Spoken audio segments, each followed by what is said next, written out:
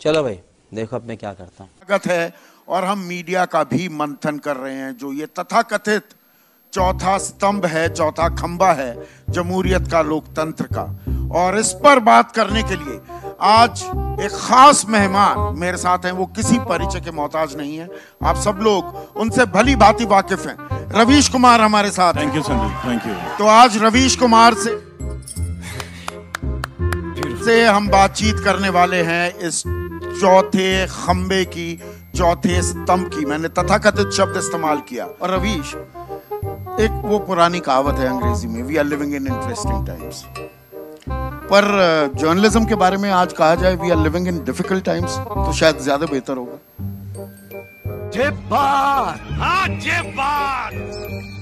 उससे भी खतरनाक स्थिति है। देखिए, पहले नेता झूठ बोलते थे तो अखबार वाले, टीवी वाले उस झूठ का पर्दाफाश करते थे। अब तो नेता के झूठ बोलने से पहले वही झूठ टीवी वाले बोल देते हैं। और जब आप झूठ बोलते हैं, जब आप वायलेंस फैलाते हैं और अपनी भाषा में हिंसा का, एक्सक्लूजन का, दूसरे समुदायों को अलग करने का, असहमति रखने वालों को लिबरल, टुकड़े टुकड़े गैंग बताने का, देशद्रोही बताने का, इन सब मुहावरों का इस्तेमाल करते हैं, तो आप क्या कर रहे होते हैं? आप धीरे धीरे नागरिक को उसके नागरिक बोध और नागरिक अधिकार से बेदखल कर रहे होते हैं। मजा आया। उससे आप स्टेटलेस बना रहे होते हैं। जबकि हमारा आपका काम यह है कि हम नागरिक को सही सूचनाओं से इतना एम्पावर करें, निर्भीक सूचनाओं से इतना एम्पावर करें, सशक्तिकरण करें उसका, कि उसका अधिकार बोध, नागरिक बोध बड़ा होता जाए, मजबूत होता जाए और सचमुच लगे कि स्टेट जो है उसका सेवक है, उसका मालिक नहीं है। तो आज का जो टेलीविजन चैनल है और जो मीडिया है, वो कहीं भी आप देखें, और भारत जैसे शिक्षित और शिक्षित, अर्धशिक्षित समाज में, जहाँ पे बहुत सारे जो पिता हैं जो दहेज लेने के बाद जो मारुति ले लेते हैं और वॉशिंग मशीन ले लेते हैं, आपके घरों में भी आपके पिताओं को भी चेक कीजिएगा तो 20 साल से कोई किताब नहीं पढ़े हैं, लेकिन कश्मीर पे आपको ड्राइंग रूम में ज्ञान देते मिल जाएंगे आपको, है ना?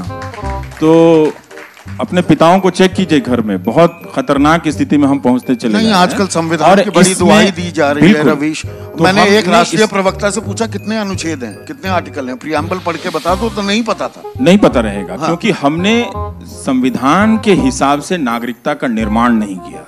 शपथ तो हमने ली थी कि हम सब कुछ संविधान के हिसाब से करेंगे, व्यवस्था का भी निर्माण करेंगे और नागरिकता का भी निर्माण करेंगे, लेकिन नहीं कर पाए। बहुत लोगों ने तो अपनी जिंदगी गुजर गई, लेकिन संविधान की किताब अपनी आंखों से या स्पर्श करके नहीं देखी है।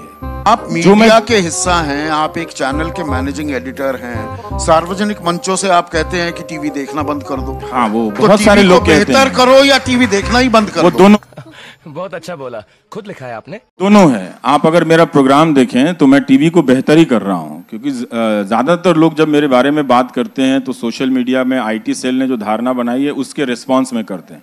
लेकिन आप मेरे प्रोग्राम के बारे में बात कीजिए ना, कि उसमें किस तरह का प्रयोग किया है। कि आज के ही समय में आप देखिए कि 30 मिनट की कमेंट्री चल रही है, उसको यूट्यूब में 1-1 मिलियन, 2-2 मिलियन देख रहे हैं। मैं इसलिए कहता हूं कि टीवी को नहीं देखना चाहिए। टीवी आपको दंगाई बनाने लगे, उस तरह की भाषा का इस्तेमाल करने लगे, झूठ फैलाने लगे, सरकार से ना पूछकर आपसे पूछने लगे, तो इसका मतलब है कि वो टीवी नहीं है। वो प्रेस के नाम पर कमाई गई विश्वसनीयता का इस्तेमाल करके नागरिकों के अलग अलग समूहों को अलग अलग समय में उसको खारिज करता है और उसको कमजोर बनाता है। तो आप ऐसे टीवी को देखना चाहते हैं, और आप एक प्रक्रिया के तौर पर देखिए कि इसमें क्या कंटेंट है। हर टेलीविजन चैनल से अब रिपोर्टर की बैटरी गायब है। हम जब फील्ड में थे तो हमारा कंपटीशन अच्छे रिपोर्टर से होता था, उसका चैनल चाहे जैसा भी हो, नंबर 1 है या 2 है या 10वें नंबर पे है, लेकिन फील्ड में घूमने वाला आदमी बेहतरीन रिपोर्टर को रिकॉग्नाइज करता था। उसका एक सेल्फ रिस्पेक्ट होता था। सैलरी भले उसकी कम है, वो लोकप्रियता भी नहीं है, लेकिन अपने स्किल से जाना जाता था। अब आप कहां रिपोर्टर है? रिपोर्टर की फौज गायब कर दी गई। गैर रिपोर्टर की सेना क्या आप ऐसे किसी पत्रकारिता की कल्पना कर सकते हैं जिसमें समृद्धि हो किसी प्रकार की? क्या उसमें सूचना की समृद्धि आ सकती है? मुझे तो नहीं लगता है। अब आप 5 एंकर के भरोसे कर रहे हैं और आप उसको स्टार बनाते हैं। हाँ, ये आ गए, फलाना आ गए, वो आ गए, फूफा आ गए, मौसा आ गए। हाँ, लेकिन वो कितना कुछ जानता है?